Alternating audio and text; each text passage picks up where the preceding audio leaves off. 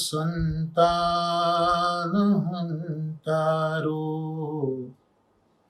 यत्पादाम्बुजरेणवः स्वीयानान्तान् निजाचार्यान्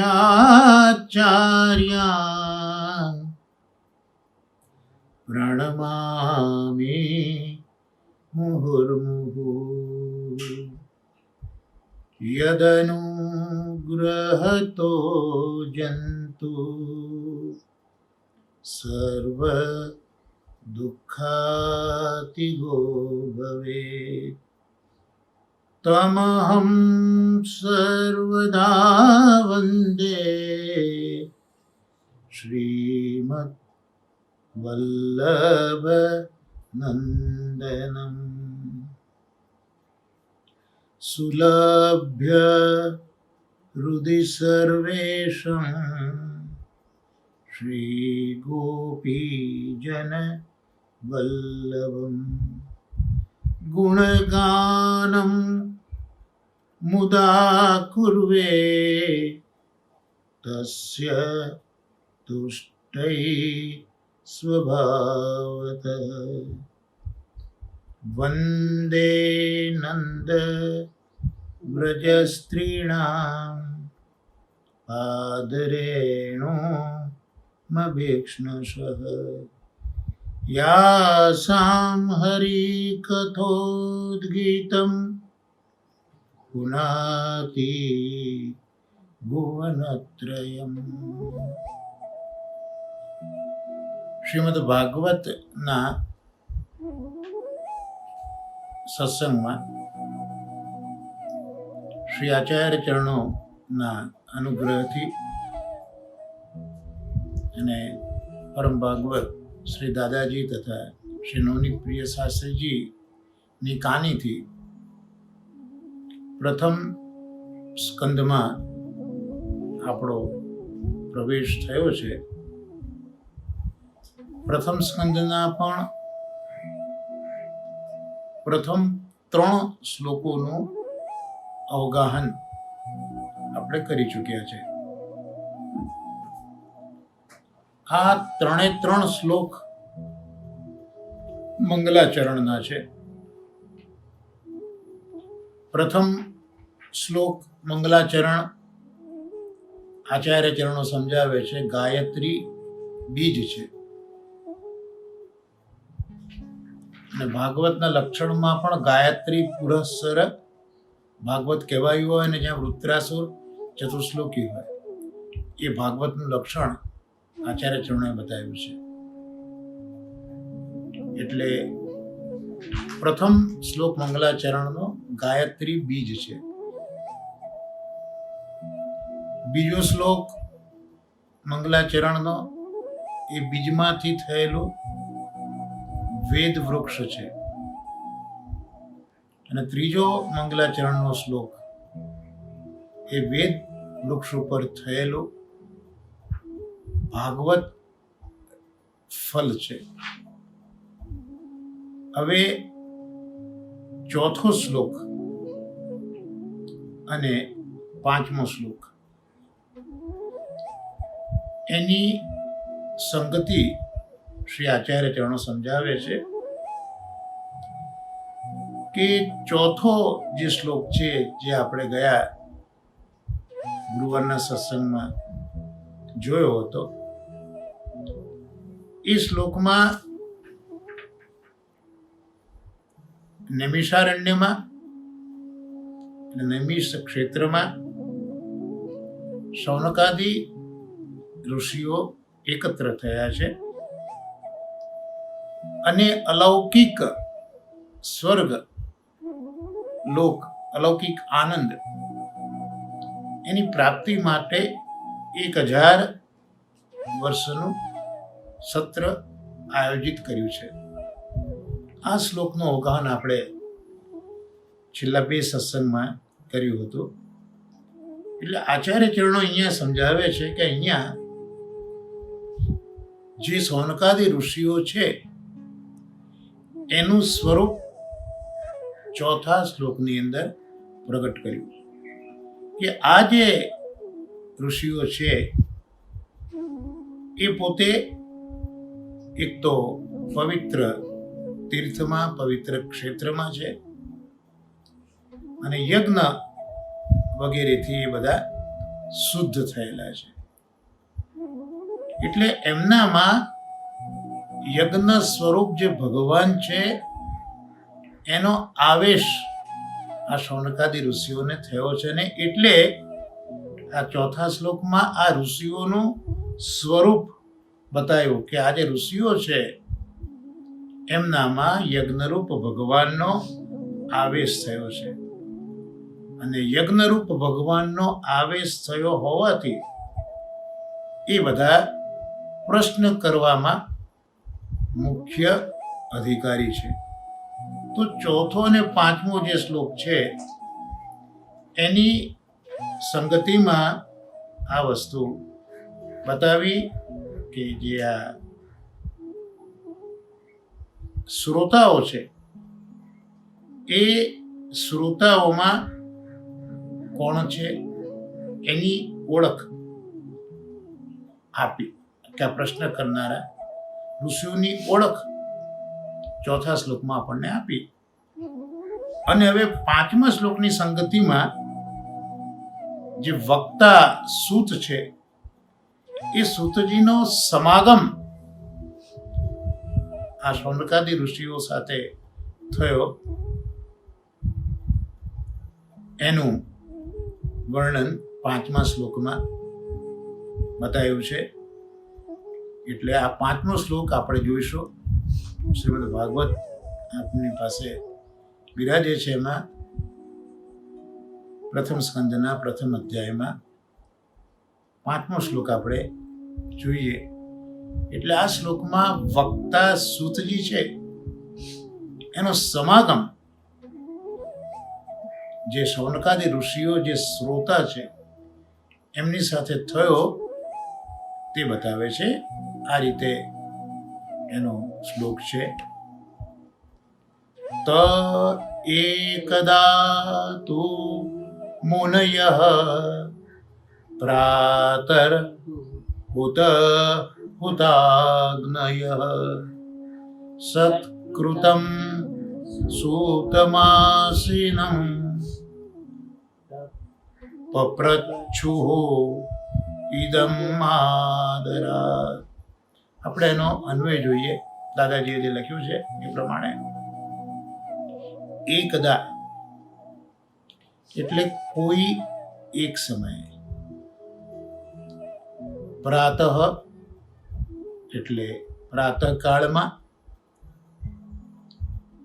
હુત હુત અગ્નય અહીંયા સંધિ છૂટી પડી જે શબ્દ છે પ્રાતર હુત હુતાગ્નય આ શબ્દની સંધિ છૂટી પાડી પ્રાતઃ પછી હુત હુત અગ્નય એ સંધિ છૂટી પાડી. તો એકદા એટલે કોઈ એક સમયે, પ્રાતઃ એટલે પ્રાતઃ કાળમાં, હુત હુત અગ્નય અગ્નિહોત્રના અગ્નિનો હોમ કરેલ, મુનય એટલે મુનિઓ, આસીનમ બેઠેલા, સત્કૃતમ સત્કાર કરેલા, સુતમ સુત મુનિને, આદરાત આદરથી, ઇદમ આ પ્રમાણે, પપ્રચ્છુઃ પૂછતા હતા. એનો અનુવાદ જોઈએ તો એક દિવસ અથવા તો એક સમય પ્રાતઃકાલમાં અગ્નિહોત્રના અગ્નિમાં, સાયં પ્રાતઃકાલનો હોમ કરી બેઠેલા મુનિવરો સત્કારેલા અને બિરાજેલા શ્રી સૂત મુનિને આદરપૂર્વક પૂછવા લાગ્યા. અહીંયા એક દિવસ કે કોઈ એક સમય નિશ્ચિત એ દિવસ કે સમય અહીંયા નથી કર્યો. એકદા આ જે ચોથા શ્લોકમાં જે શૌનકાદી ઋષિઓની ઓળખ આપી, એ ઋષિઓ એ પોતે આગલા શ્લોકમાં જોયું કે બધા યજ્ઞ કરતા હતા, એટલે તો યજ્ઞરૂપ હરિનો એમનામાં આવેશ છે. તો એ પ્રાતઃકાળમાં યજ્ઞ કરતા.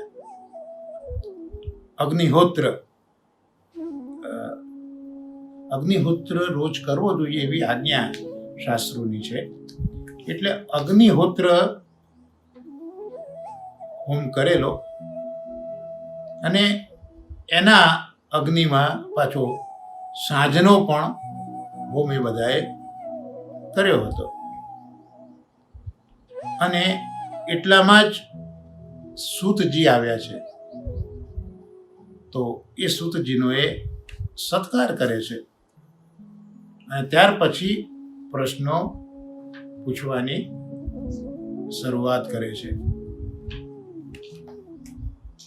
અહીંયા જે પ્રાતઃકાળની વાત કરી, પ્રાતઃકાળમાં યજ્ઞ કર્યો એની વાત કરી, ત્યાં આચાર્ય ચરણો પ્રકાશ ટીકામાં સમજાવે છે કે સૂર્યોદય પછી 55 ઘડી વીતે ત્યારે પ્રાતઃકાળ થાય છે. આપણે કહીએ પ્રાતઃકાળ કોને કહેવાય, તો અહીંયા આ શાસ્ત્રીય વ્યાખ્યા તો આવી છે કે સૂર્યોદય પછીની 55 ઘડી એ જતી રહે ત્યારે પ્રાતઃકાળ થાય છે. હવે વેદની વાત, વેદનો સમય અને વૈષ્ણવનો સમય, એનો અહીંયા પ્રકાશ શ્રી આચાર્ય ચરણો કરે છે કે વેદમાં એક નિષેધ છે, વિધિ તો છે. વેદમાં યજ્ઞ કરવો એ વિધિ તો છે, પણ એક નિષેધ બતાવ્યો કે સૂર્યોદય પછી વેદમાં હોમનો નિષેધ છે. એટલે અહીંયા જે પ્રાતઃકાળ કહ્યું ને, એના અનુસંધાનમાં શ્રી આચાર્ય ચરણો સમજાવે છે કે પ્રાતઃકાળ એટલે સૂર્યોદય પછીની 55 ઘડી જતા આવતો સમય. તો એ જે પ્રાતઃકાળ છે એમાં હોમનો નિષેધ છે, અર્થાત પ્રાતઃકાળ પહેલા જ હોમ કરવો જોઈએ એવું અહીંયા સમજાય છે. અને વેદનો આવો નિષેધ હોવા છતાં આ રીતનો યજ્ઞ પ્રાતઃકાળમાં કર્યો એવું અહીંયા જોવા મળે છે. તો અહીંયા જે સમય છે એ સમય વૈષ્ણવ વખત, વૈષ્ણવ સમય એનો અહીંયા સ્વીકાર કરેલો છે. એટલે અહીંયા વૈદિક પરંપરા નથી, પણ જે વૈષ્ણવ પરંપરા જે આત્મા સાથે સંલગ્ન છે, ભગવાન સાથે સંલગ્ન છે, એનો અહીંયા સ્વીકાર કરેલો છે એવું અહીંયા સમજાવે છે. હવે ત્યાં કહ્યું છે કે પ્રાતઃકાલે હોમ કરેલો અગ્નિ એમાં હોમ કર્યો, આવું કહે છે. એનું કારણ એ છે કે આ જે યજ્ઞ હોય એ યજ્ઞને પૂર્ણ થવા માટેનો કાલ અને એ યજ્ઞ કરવાની ક્રિયા કરવાનો સમય હતો. એટલે અહીંયા જે એકદાની વાત કરી છે ને, તો એ એકદા આપણા શાસ્ત્રોમાં શાસ્ત્રીજીએ એક વખત કથામાં કહ્યું છે, એકદા એટલે કોઈ પણ એક સમયે એમાં કોઈ હિસ્ટોરિકલ ઇવેન્ટ્સ, તારીખ કે એવું કંઈ આપણે ત્યાં બહુ મહત્વ અપાયું નથી. વેસ્ટર્ન કલ્ચર છે એમાં દિવસ, તારીખ એનું મહત્વ અપાયું છે, પણ આપણે ત્યાં એ દિવસના મહત્વ કરતાં દિવસે બનેલી ઘટના વિશેષ એનું મહત્વ અપાયું છે. દાખલા તરીકે પૂતના માસી ઠાકોરજી પાસે આવ્યા ત્યારે ત્યાં પણ ઉલ્લેખ તો એકદા એવો જ ભાગવતમાં કરેલો છે. કોઈ એક દિવસ નક્કી નથી. એ તો આપણા આચાર્ય ચરણોએ શોધી નાખ્યું છે કે છઠ્ઠા દિવસે ઠાકોરજીના પ્રાગટ્ય પછી છઠ્ઠા દિવસે પૂતના આવેલી છે. સુદામાની પણ વાત કરી, ત્યાં પણ એકદા એ શબ્દ વિશેષ જોવા મળે છે. એટલે આપણા શાસ્ત્રોમાં એ એક દિવસે બનેલી કોઈ ઘટના વિશેષ એનું મહત્વ વધારે હોય છે. અંગ્રેજીમાં પણ વન્સ અપોન એ ટાઈમ એવું આપણે કહેતા હોય છે. તો અહીંયા જે એકદા છે એટલે ત્યાં બતાવ્યું કે ભાઈ યજ્ઞ પૂર્ણ થવાનો કાલ હતો, અથવા તો ક્રિયા કરવાનો એ સમય હતો. અને પછી અમુક પ્રસંગે કરવાના હોમ હોય અને સદા કરવાના હોમ હોય. આ હોમ પણ બે પ્રકારના હોય.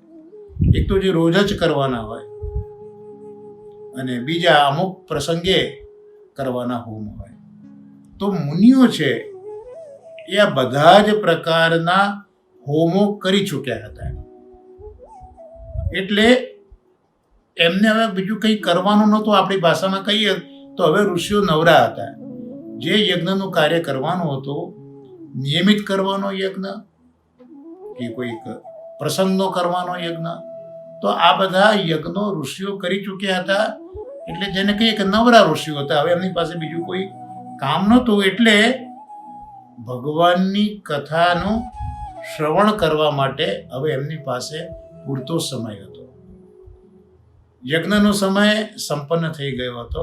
એટલે હવે એમની પાસે ભગવાનની કથાનો શ્રવણ કરવા માટેનો પૂરતો સમય હતો. એટલે અહીંયા પ્રાતઃકાળે હોમ કરેલા અગ્નિમાં હોમ જે કહ્યું એ અહીંયા શબ્દથી એ બતાવ્યું કે હવે એમને પ્રાતઃકાળનો હોમ પણ કરી દીધો અને સાયંકાળે કરવાનો જે હોમ છે એ પણ પ્રાતઃકાળના જ હોમમાં એમણે કરી લીધો. એટલે હવે એમને એ કરવાના નથી.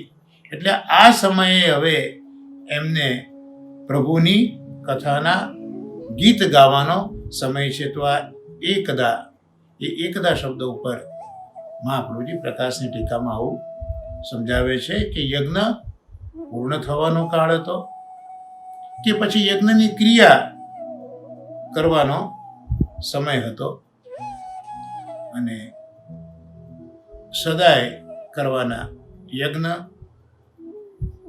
અને પ્રસંગે કરવાના હોમ એ બધું જ થઈ ગયું હતું. અને ભગવાનના ગીત ગાવામાં, હરિકથા માટે આ બધા ઋષિઓ ત્યાં બિરાજ્યા હતા. દાદાજી પણ સમજાવે છે કે અહીંયા એકદા શબ્દનું વિશિષ્ટતા બતાવે છે કે એકદા એટલે આ ઋષિઓને આત્મચિંતન તો કરવું છે, અને આત્મચિંતન પણ પ્રયત્નપૂર્વક આત્મચિંતન કરવું છે. અને આત્મચિંતન માટે નિવૃત્તિ લેવી પડે. એટલે બધા જ કાર્યો બંધ કરવા પડે અને પ્રયત્ન માત્ર આત્મચિંતન માટે જ કરવો પડે. એટલે અહીંયા પણ યજ્ઞાત્મક ક્રિયાઓ અહીંયા સંપન્ન થઈ ગયેલી છે અને હવે આત્મચિંતન કરવું છે. એટલે આ પ્રયત્નપૂર્વકનું જે આત્મચિંતન છે એના માટે હવે આ ઋષિઓએ નિવૃત્તિ લીધી હતી. એ બતાવવા માટે એ દિવસને એકદા એ પ્રકારે ઓળખાયો. એટલે એ દિવસ એકદા એટલે કે અલૌકિક કે ઈશ્વર દ્વારા અનુગ્રહિત થયેલો આ દિવસ છે. આ એકદા દિવસનું વિશેષણ દાદાજી આ રીતે બતાવે છે કે આ દિવસ, ઘણા દિવસો હોય છે જીવનમાં, પણ આ જે દિવસ છે એક અલૌકિક દિવસ છે. ઈશ્વરે અનુગ્રહ કર્યો છે એવો આ દિવસ છે, માટે અહીંયા એકદા શબ્દ વાપર્યો. બીજું, સંસ્કૃત ગ્રામરમાં એકદા અવ્યય છે. અવ્યય એટલે જેનો વ્યય નથી થતો એનું નામ અવ્યય. જેમ મંગલાચરણના શ્લોકમાં પણ આપણને અવ્યય બતાવ્યું છે. તો અવ્યય, એકદા અવ્યય છે. તો અહીંયા આ એકદા અવ્યય કહીને શ્રી મહાપ્રભુજી સમજાવવા માગે છે કે સૂર્ય હોય એનો ઉદય થાય, સૂર્યનો અસ્ત થાય. તો અને ઉદય અને અસ્ત પામતો સૂર્ય એ મનુષ્યના આયુષ્યની જે ગણના હોય એમાં એ દિવસની ગણના લેતો નથી, એ દિવસ મજરે આપે છે. એવું કહેવાય છે કે સૂર્ય ઉગેના હાથમે એ સમય દરમિયાન મનુષ્યનું આયુષ્ય હરાતું હોય છે. પણ જ્યારે એ દિવસ અલૌકિક હોય કે ઈશ્વરનો અનુગ્રહિત દિવસ હોય ત્યારે એ દિવસની ગણના આયુષ્યના હરણમાં થતી નથી. એ દિવસ એક મજરે મળે છે. એટલે અવ્યય જેનો વ્યય નથી, જેનો નાશ નથી, માટે પણ અહીંયા આ એકદા અવ્યયનો પ્રયોગ કર્યો છે. જેનો વ્યય ન થાય એનું નામ અવ્યય. અને આજે આપણે જોયું કે આયુષ્યની ગણનામાં એક દિવસ મજરે મળે એનો ઉલ્લેખ ભાગવતના બીજા સ્કંદમાં 3 અધ્યાય અને 17મો શ્લોક છે એની અંદર આ રીતનું વર્ણન જોવા મળે છે. આપણે ધીરે ધીરે ત્યાં જઈશું ત્યારે એને જોઈશું, પણ અત્યારના આપણે એ શ્લોક જોઈ લઈએ. બીજો સ્કંદ 3 અધ્યાય અને 17મો શ્લોક. એનું ટ્રાન્સલેશન આવું કર્યું છે કે ઉત્તમ શ્લોક ભગવાન શ્રી કૃષ્ણની કથા વાર્તાથી જે સમય પસાર થાય છે તે આયુષ્યને સૂર્ય લેતો નથી, પરંતુ ભગવાનના ભજન સિવાયના મનુષ્યના આયુષ્યને ઉદય અને અસ્ત પામતો આ સૂર્ય ખરેખર હરી લે છે. ટૂંકમાં ભગવાનનું ભજન જે દિવસે થયું તે દિવસ મજરે મળે છે, અને નથી ભજન થયું એ દિવસને આયુષ્યમાં સૂર્ય હરી લેતો હોય છે. એના ઉપર આગળ સમજાવ્યું છે કે આયુષ્ય એ મનુષ્યની અમૂલ્ય મૂડી છે. આયુષ્ય મનુષ્યની એક અમૂલ્ય મૂડી છે, અને જીવનની પ્રત્યેક ક્ષણે પ્રત્યેક કાર્ય આચરવાની કાર્યદક્ષતા એને આયુષ્ય કહેવાય. આયુષ્યની અદ્ભુત વ્યાખ્યા દાદાજીએ કરી છે. એક તો આયુષ્ય એ મનુષ્યની અમૂલ્ય મૂડી છે, અને જીવનની પ્રત્યેક ક્ષણે પ્રત્યેક કાર્ય આચરવા માટેની જે કાર્યક્ષમતા છે એને આયુષ્ય કહેવાય. એટલે પ્રભુ સેવા વિના અને પરોપકાર વિના એ આયુષ્ય જેટલું વપરાયું એટલું વ્યર્થ અહીંયા ગણાયું છે. આવું આયુષ્ય, અમૂલ્ય આયુષ્ય પ્રભુની સેવા વિના ગયું, પરોપકાર વિના ગયું, તે બધું વ્યર્થ ગયું. હવે આયુષ્ય તો 100 વર્ષનું આયુષ્ય શાસ્ત્રોએ કહ્યું છે, શતાયુ ભવ, તો 100 વર્ષનો થજે.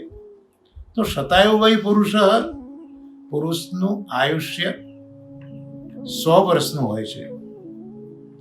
જે વ્યક્તિ એક વર્ષમાં એક ક્ષણ પણ અનન્ય ભાવથી હરિસ્મરણ કરે છે કે કેમ, એની તપાસ કરવા ભગવાન સૂર્ય વિચરે છે. આ ભગવાન સૂર્ય ઉદિત થાય છે, અસ્ત થાય છે. તો આ ઉદય અને અસ્તના સમય દરમિયાન સૂર્યનારાયણ સાક્ષી છે. એ જુએ છે કે કોઈ એક વ્યક્તિ એક વર્ષમાં એક ક્ષણ પણ અનન્ય હરિસ્મરણ કરે છે કે નથી કરતી. જ્યારે એક વર્ષમાં આખા બ્રહ્માંડમાં વિચરીને એ પરત થાય ત્યારે હરિસ્મરણ શીલ પુરુષના આયુષ્યની વૃદ્ધિ કરે છે. એટલે એક વર્ષ આ સૂર્યનું ઉદય અસ્ત ચાલુ રહે, એમાં જો હરિસ્મરણ થયું હોય તો હરિસ્મરણ કરનાર શીલ પુરુષ છે, શીલવાન પુરુષ છે, એના આયુષ્યની વૃદ્ધિ આ સૂર્ય કરે છે. અને અન્યના આયુષ્ય કે જેણે હરિસ્મરણ કર્યું નથી એનું આયુષ્ય આ સૂર્ય હરી લે છે. લોમશ મહર્ષિ હતા, માર્કંડેય છે. તો લોમશ મહર્ષિ અને માર્કંડેય એ બધા ચિરંજીવી ગણાય છે. એટલે પુણ્યજીવી જે પુરુષો ને તે એકઠો થયેલો આયુષ્યનો સંગ્રહ ભેટમાં આપે છે. એટલે માનવે આ ઉપલક્ષણથી દરેક ક્ષણ ભગવત સ્મરણ સાથે ગાળવાનો આશય આ શ્લોકમાં બતાવ્યો છે. એટલે અહીંયા જે એકદા શબ્દ છે એ અવ્યય છે અને એનાથી એ સમય આપણને જીવનમાં મજરે મળે છે, આયુષ્યમાં મજરે મળે છે. એનું પ્રમાણ અહીંયા આ બીજા સ્કંદમાં આવી રીતે દાદાજીએ આપણને આપ્યું છે. અને ઋષિઓ માટે કયું મુનયઃ, એટલે અહીંયા ભેગા થયેલા ઋષિઓ એ મનનશીલ છે. મનનશીલ હોય એનું નામ મુનિ કહેવાય. એટલે અહીંયા દાદાજી નોંધે છે કે મનનશીલ નું જ્યારે મિલન થાય ત્યારે હંમેશા વિશ્વ મંગલ કરનારું હોય છે. મનનશીલોનું મિલન એ વિશ્વનું મંગલ કરનારું હોય છે.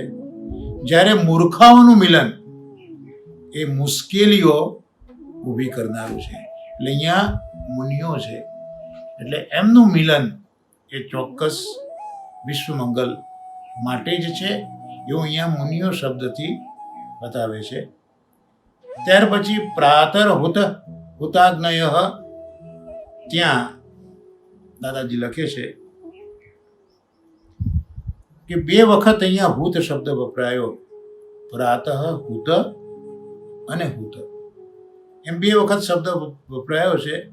એટલે સાયંકાલ અને પ્રાતઃકાલ એ 2 વખતનો હોમ અગ્નિહોત્રમાં થાય છે. 100 વર્ષ તું જીવ પણ અગ્નિહોત્ર કર, આવું શાસ્ત્રોએ આજ્ઞા કરી છે. એટલે અહીંયા જે અગ્નિહોત્ર છે એ સાયંકાલ અને પ્રાતઃકાલ 2 વખત આ હોમ થયો છે.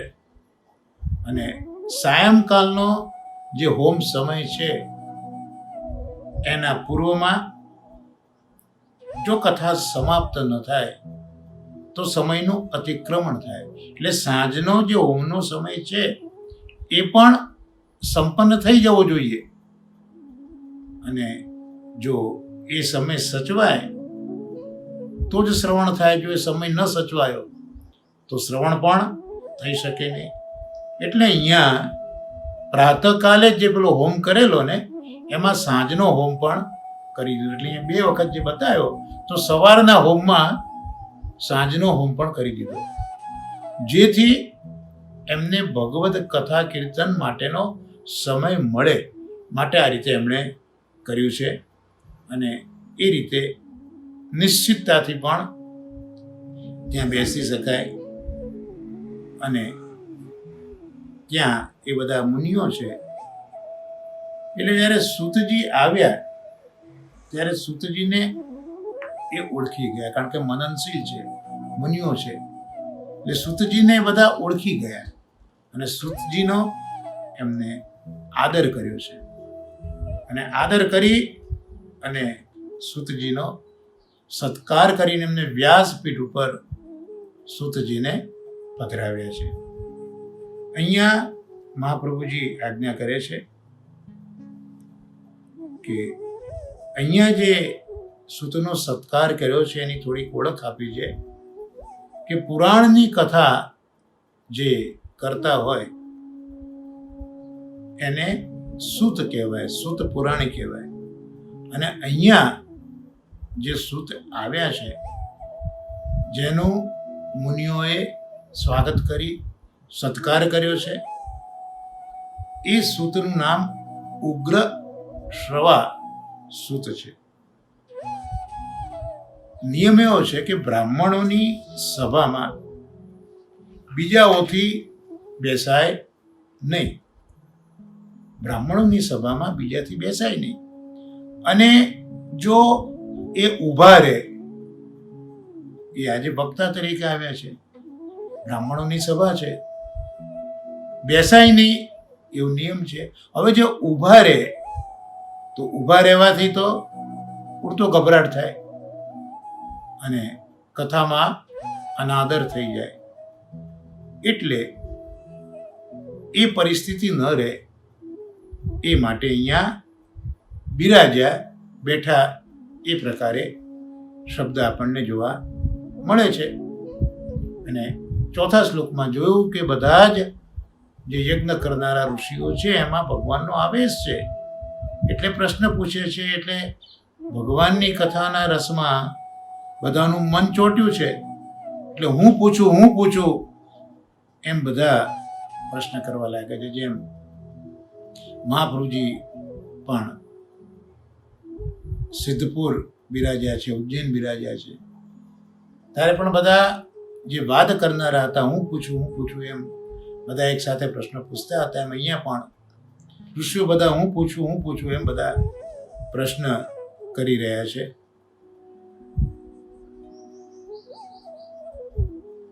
અને અહીંયા ઉગ્ર શ્રવા શબ્દને સમજાયો મહાપ્રભુજીએ કે શ્રવઃ એટલે કીર્તિ.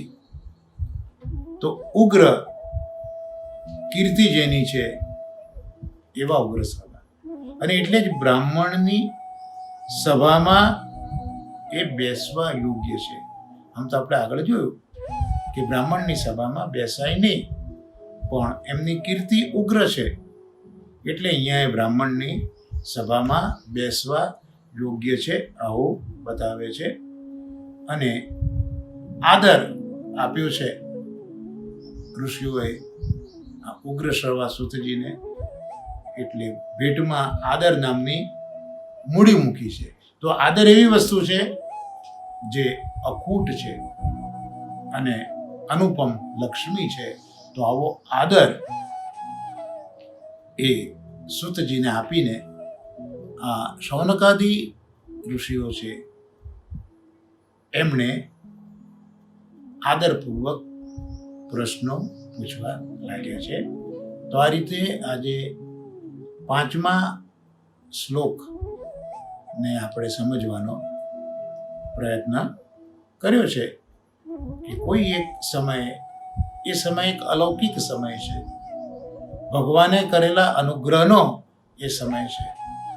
અને શૌનકાદી ઋષિઓમાં યજ્ઞ કરવાથી ભગવાનનો આવેશ છે અને ભગવદ કીર્તન થઈ શકે એવો સમય રહે એટલા માટે પ્રાતઃકાળમાં જ સાયંકાળનો હોમ કરીને પણ એ ભગવાનના ગુણાનુવાદ કરવા બેઠા છે. અને ત્યાં ઉગ્ર શ્રવા સૂતજી આવે છે જેમની કીર્તિ ઉગ્ર છે. અને આ ઋષિઓ મનનશીલ છે એટલે સૂતને ઓળખે છે, એમનો આદર કરે છે, સત્કાર કરે છે, પધરાવે છે. અને પછી બધા પ્રશ્નો પૂછવા લાગે છે. તો અહીંયા જે સમાગમ છે સૂતજીનો એ આ 5મા શ્લોકમાં આપણે જોયું. એટલે ચોથા શ્લોકમાં જે પ્રશ્નો પૂછનારા છે એમના સ્વરૂપને જોયું, અને આ 5મા શ્લોકની અંદર જ્યાં વક્તા છે એનો જે અહીંયા સમાગમ થયો છે એની વાત જોઈ. તો આ રીતે ચોથા અને 5મા શ્લોકની સંગતિનો આપણે આજે શ્રી મહાપ્રભુજીની કૃપાથી વિચાર કર્યો. અને હવે આજનો બીજો જે સત્સંગનો પ્રકાર છે એમાં પુરુષોત્તમ સહસ્રનામ સ્તોત્રનું અવગાન આપણે કરીશું, જેમાં 13મો શ્લોક આવશે. 12મા શ્લોક સુધીમાં 24 જે નામ છે તેનું અવગાન શ્રી મહાપ્રભુજીની કૃપાથી અને પંચમલાલ શ્રી રઘુનાથજીના અનુગ્રહથી આપણે કરતા આવ્યા છે. અને આજે હવે 13મા શ્લોકને જોઈએ. આપની પાસે પુસ્તક બિરાજે છે, 90મું પેજ જુઓ, એમાં 13મો શ્લોક જોવા મળશે. સર્વ સિદ્ધાંત વાગાત્મા નારદાદ્ય ખિલેષ્ટદ અંતરાત્મા ધ્યાનગમ્યો ભક્તિરત્ન પ્રદાયક. 25મું નામ અહીંયા પ્રગટ કરે છે આચાર્ય ચરણો. સર્વ સિદ્ધાંત વાગાત્મા. સિદ્ધાંત એટલે સિદ્ધાંત અને વાક વાણી. તો અર્થ આ પ્રમાણે કર્યો કે સર્વ સિદ્ધાંતનું નિરૂપણ કરનારી વાણીના સ્વરૂપવાળા. આ ઠાકોરજીનું એક સ્વરૂપ બતાવ્યું. કે કયું સ્વરૂપ બતાવ્યું? વાણીનું સ્વરૂપ બતાવ્યું ઠાકોરજીનું. પણ કઈ વાણી? જે સર્વ સિદ્ધાંતોનું નિરૂપણ કરે છે એવી વાણીનું સ્વરૂપ એ ઠાકોરજીનું છે. આવો એક અર્થ બતાવ્યો. બીજો અર્થ બતાવ્યો, બધા જ સિદ્ધાંતોની વાણીમાં જેમનું સ્વરૂપ છે એવા. એટલે સર્વ સિદ્ધાંતનું નિરૂપણ કરનારી વાણી તો ખરી જ, એ સ્વરૂપ તો ખરું, પણ જેટલા સિદ્ધાંતો છે એ દરેકે સિદ્ધાંતોની વાણી એમાં પણ આ પ્રભુનું જ સ્વરૂપ બિરાજે છે. ત્યાર પછી કહ્યું કપિલ વગેરે જે સિદ્ધ પુરુષો છે એમના અંતરમાં પણ પ્રભુ બિરાજ્યા છે. તો એ બધા સિદ્ધ પુરુષોના અંતરમાં વાણી રૂપે જ પ્રભુ બિરાજ્યા છે. એટલે બધા સિદ્ધ પુરુષો જ્યારે કંઈક સમજાવે ત્યારે ખરેખર તો એ પ્રભુ જ એમની વાણી રૂપે પ્રગટ થતા હોય છે. અને ચોથો અર્થ કર્યો કે બધા જ પ્રકારની વાણી, જુદા જુદા સિદ્ધાંતોની વાણી, તો એ બધી જ વાણીમાં સિદ્ધાંત સ્વરૂપ શ્રી આચાર્ય ચરણો સમાધિ ભાષાને કહે છે. શ્રીમદ ભાગવત સમાધિ ભાષા છે. તો આ સર્વ પ્રકારની વાણીમાં સિદ્ધાંત સ્વરૂપ સમાધિ ભાષા છે. અને તે સમાધિ ભાષા એ વાણીરૂપ એવું આપનું સ્વરૂપ છે. એમ અહીંયા 4 પ્રકારના અર્થ સર્વ સિદ્ધાંત વાગાત્મા એ નામના 4 અર્થ શ્રી રઘુનાથજી મહારાજ ટીકામાં પ્રગટ કરે છે.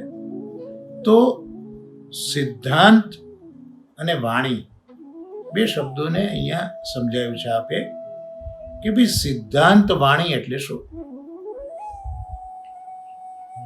તો સિદ્ધાંત વાણીમાં એક તો સિદ્ધાંત શબ્દ છે અને બીજો વાણી શબ્દ છે.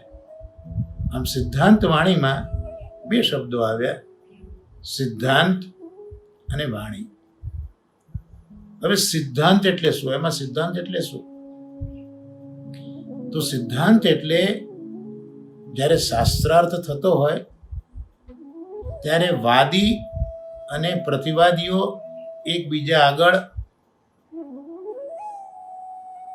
રજૂઆત બધી કરતા હોય, શાસ્ત્રાર્થ કરતા હોય, વાદી હોય પ્રતિવાદી હોય. જેમ કોર્ટમાં પણ વાદી અને પ્રતિવાદી હોય, એમ જ્યારે શાસ્ત્રનો પણ અર્થ ઢૂંઢવાનો હોય ત્યારે ત્યાં પણ બે પક્ષ હોય, એક વાદી હોય, પ્રતિવાદી હોય. એટલે વાદી હોય તે શંકા કરે અને પ્રતિવાદી હોય એ શંકાનું નિરસન કરે. આમ એ જે વાદી પ્રતિવાદીનો જે શાસ્ત્રાર્થ હોય એમાંથી અંતે જે નિર્ણય થાય, દાખલા તરીકે માયાવાદીઓ કહે કે આ જગત મિથ્યા છે અને આચાર્ય ચરણો આજ્ઞા કરે કે આ જગત સત્ય છે. તો હવે આ એક વિષય ઉપર માયાવાદીઓ એ શાસ્ત્રાર્થ કરે, શાસ્ત્રના પ્રમાણો રજૂ કરે, અને આ બાજુ જગત સત્ય છે એ વિશે શ્રી મહાપ્રભુજીના વિચારો મુકાતા જાય. તો એમાં પછી છેલ્લે કઈ વસ્તુ ગ્રાહ્ય થઈ તો એને સિદ્ધાંત નામથી ઓળખાય. એટલે શાસ્ત્રાર્થ કર્યા પછી જે અર્થનો નિર્ણય થયો એનું નામ સિદ્ધાંત. જેમ આચાર્ય ચરણોએ પૃથ્વી પરિક્રમા કરી તો જુદા જુદા વાદીઓને સર્વવાદી નિરાશકૃત, માયાવાદ નિરાશ કરતા એ તો છે જ, પણ સર્વવાદી નિરાશકૃત જેટલા વાદીઓ હતા, અન્ય વાદ લઈને આવેલા, એ બધાનું નિરસન મહાપ્રભુજીએ કર્યું. એટલે એ શાસ્ત્રાર્થ થયો. ત્યાં જુદા જુદા જે વાદીઓ હતા એ બધા પૂર્વ પક્ષ કરતા વાદીઓ, શંકા મૂકતા, અને આચાર્ય ચરણો એનો જવાબ, જે 4 પ્રમાણો મહાપ્રભુજીએ બતાવ્યા છે, 4 પ્રમાણોના આધારે મહાપ્રભુજી એનો જવાબ આપીને પોતાનો સિદ્ધાંત એ સત્ય છે એવો નિર્ણય એ વખતે કરવામાં આવતો હતો. તો આ થયો સિદ્ધાંત. અને એ સિદ્ધાંતનું કથન જે કરે તેનું નામ વાણી. તો આ સિદ્ધાંત વાણી, આમાં સિદ્ધાંત વાણી કહેવાય છે. અને આ સિદ્ધાંત વાણીની ખૂબી એ છે, મહત્તા એ છે કે આ વાણી હંમેશા ફલરૂપ હોય છે. કારણ કે વાદી પ્રતિવાદીએ કરેલો જે શાસ્ત્રાર્થ છે તેનો નિષ્કર્ષ છે. માટે આ જે વાણી છે એ ફળરૂપ છે. ગુસાઈજીના પ્રથમ લાલ શ્રી ગિરધરજી, તો ગુસાઈજી મહારાજે આચાર્ય ચરણોએ પ્રગટ કરેલો સાકાર બ્રહ્મવાદ, સાકાર બ્રહ્મવાદૈક સ્થાપક એવું નામ સર્વોત્તમજીમાં શ્રી ગુસાઈજીએ પ્રગટ કર્યું છે. એટલે સાકાર બ્રહ્મવાદની સ્થાપના મહાપ્રભુજી કરી તો એ ફિલોસોફી ઉપર શ્રી ગુસાઈજીએ એક ગ્રંથ લખ્યો હતો. એ બધા વાદ ગ્રંથો કહેવાય. જ્યાં આપણે આગળ જોયું ને કે બધા વાદ થાય, વાદી હોય પ્રતિવાદી હોય, તો એક વાદ ગ્રંથ લખવો હતો. તો વાદ ગ્રંથમાં શ્રી ગુસાઈજીએ પોતાના આ પ્રથમલાલ ગિરધરજીને આજ્ઞા કરી કે તમે માયાવાદના પક્ષમાં રહીને મારી સાથે દલીલો કરો. એટલે ગિરધરજીએ સંન્યાસીનો વેશ લીધો પિતૃચરણની આજ્ઞાથી. 16 વર્ષનું આયુષ્ય શ્રી ગિરધરજીનું હતું એ વખતે. અને પિતૃચરણની આજ્ઞાથી એટલે સંન્યાસીનો વેશ ધરીને જે માયાવાદને બલવત્ત કરતી જે પૂર્વ પક્ષ શંકાઓ, પ્રશ્નો એ શ્રી ગિરધરજીએ પૂછતા ગયા. અને ગુસાઈજી એ પ્રત્યેકનું નિરસન શ્રી મહાપ્રભુજીના વેદાંત પ્રમાણે કરતા ગયા. અને છેવટે એક જે ગ્રંથ મળ્યો જેને આપણે સિદ્ધાંત વાણી કહીએ, એક વાદ ગ્રંથ, ફલાત્મક એક વાણી, તેનું નામ વિદ્વન મંડન ગ્રંથ. આ ગુસાઈજીએ વિદ્વન મંડન ગ્રંથ લખ્યો છે. આ રીતે પોતાના પ્રથમલાલ શ્રી ગિરધરજીને યતિના રૂપમાં બિરાજવાની આજ્ઞા કરી છે. એટલે યતિનો ભ્રંશ થયો જતિ, અને એટલે ઘણા કહે છે કે જે આ ગોપાલપુર અસર જે હતું એ તેના જતિપુરા તરીકે ઓળખાય છે. એનું એક કારણ આ પણ જોવા મળે છે કે ગિરધરજી જતિનો વેશ લઈને શ્રી ગુસાઈજી સામે બિરાજ્યા છે. તો આ થઈ સિદ્ધાંત વાણી. અને કાશીમાં તો વલ્લભપુરના એક બાળક થયા છે. એ બાળક પોતે સૂર્યની જેમ પ્રકાશ્યા છે. એટલે શુદ્ધાદ્વૈત માર્તંડ તરીકે આ બાળક પ્રગટ થયા છે. તો આ જે ફલાત્મક વાણી છે એ આ સિદ્ધાંત વાણી તરીકે અહીંયા ઓળખાવી છે. અને આપણે જોયું કે સર્વ પ્રકારની વાણી છે એમાં જે સિદ્ધાંત સ્વરૂપ એટલે કે ફલરૂપ વાણી હોય તો શ્રીમદ ભાગવત છે. અને એ ભાગવત એ જ સમાધિ ભાષા છે. ભગવાન વ્યાસજીને સમાધિમાં આ ભાગવતનું દર્શન થયું છે. એટલે જ શ્રીમદ ભાગવત એ ભગવાનનું જ સ્વરૂપ કહેવામાં આવ્યું છે. એટલે બધી જ વાણીમાં સર્વશ્રેષ્ઠ ફલરૂપા એ આ શ્રીમદ ભાગવત છે, જે ઠાકોરજીનું જ અંગ છે, ઠાકોરજીનું જ સ્વરૂપ છે. વેદ, ગીતા, ઘણા શાસ્ત્રો છે. એ બધા શાસ્ત્રોની વાણીમાં સિદ્ધાંતમાં પ્રભુનું જ આમ તો સ્વરૂપ છે. એટલે સિદ્ધાંત એ ભગવદ સ્વરૂપ સંબંધી હોય છે. એટલે જ્યારે સિદ્ધાંત ભગવદ સ્વરૂપ સંબંધી થાય ત્યારે એ સિદ્ધાંત પ્રમેય રૂપ કહેવાય. કારણ કે ભગવદ સ્વરૂપ જ એ સિદ્ધાંત બની જાય છે. એટલે એ પ્રમેય રૂપ છે. પ્રમેય એટલે કૃપા, પ્રમેય એટલે સ્વરૂપ. એટલે સિદ્ધાંત જ ભગવદ સ્વરૂપ બની જતો હોય છે. અને પ્રમેય બળ તો માત્ર ભગવાનમાં જ છે. એટલે આ જે સિદ્ધાંત થયો એ સિદ્ધાંત પણ હવે ભગવદ વાણી જ છે એવું અહીંયા શ્રી રઘુનાથજી મહારાજ આપણને સમજાવે છે. એના માટે પ્રમાણ આપે છે કે ભાગવતમાં તો અનેક વાદોના સિદ્ધાંતોનો સમાવેશ છે. સાંખ્ય, યોગ, ઘણા સિદ્ધાંતોનો સમાવેશ છે. અને એ બધામાં ભાગવતની જે શ્રેષ્ઠતા બતાવી છે એ મહાત્મ્યની અંદર 6ઠ્ઠા અધ્યાયમાં 82મા શ્લોકમાં બતાવી છે. જે આપણે પદ્મ પુરાણ અંતર્ગત મહાત્મ્ય જોયું તેમાં આ શ્લોક આપણે મહાપ્રભુજીની કૃપાથી જોયો હતો. શ્રીમદ ભાગવતમ પુરાણ તિલકમ યદ વૈષ્ણવા નામ ધનમ યસ્મિન પારમ હંસ્યમેવ મમલમ જ્ઞાનમ પરમ ગીયતે યત્ર જ્ઞાન વિરાગ ભક્તિ સહિતમ નૈષ્કર્મ્ય મહાવિષ્કૃતમ તચ્છૃણવન પ્રપઠન વિચારણ પરો ભક્ત્યા વિમોચે નર. એટલે શ્રીમદ ભાગવત પુરાણ તિલકમ. શ્રીમદ ભાગવત એ પુરાણોમાં તિલક છે, એટલે કે શ્રેષ્ઠ છે. અને વૈષ્ણવાનામ ધનમ, અને વૈષ્ણવોનું એ ધન છે. અને એમાં શું છે? પારમ હંસસ્ય મેવ મમલમ જ્ઞાનમ. એટલે જે પરમહંસો છે, હંસ અને પરમહંસ.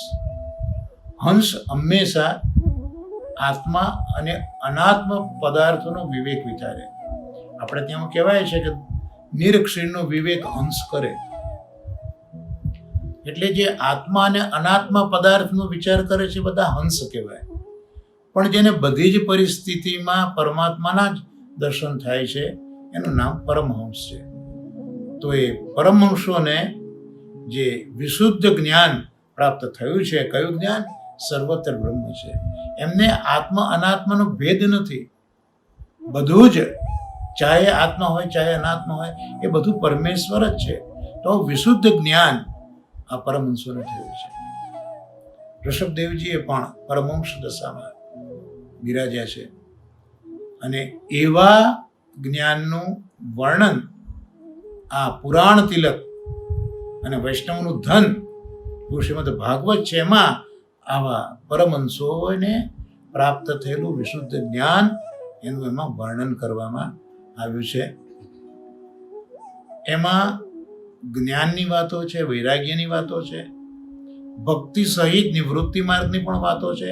આ બધું જ આ ભાગવતમાં પ્રકાશિત કરવામાં આવ્યું છે. અને જે પુરુષ ભક્તિપૂર્વક એનું શ્રવણ કરે, પઠન કરે અને મનન કરવામાં તત્પર રહે, એ તરત જ મુક્તિને પામે છે. તો અહીંયા જે સમાધિ ભાષા છે, એ સમાધિ ભાષાનું જે મહાત્મ્ય છે તે અહીંયા બતાવ્યું. ને એ જ રીતે ત્રીજા અધ્યાયમાં પણ મહાત્મ્યની અંદર બતાવ્યું કે તેનેયમ વાંગમયી મૂર્તિ પ્રત્યક્ષા વર્તતે હરે સેવનાત શ્રવણાત પાઠાત દર્શનાત પાપનાશિની. એટલે આ શ્રીમદ ભાગવત એ તો ભગવાનની સાક્ષાત શબ્દમય મૂર્તિ છે, સ્વરૂપ છે.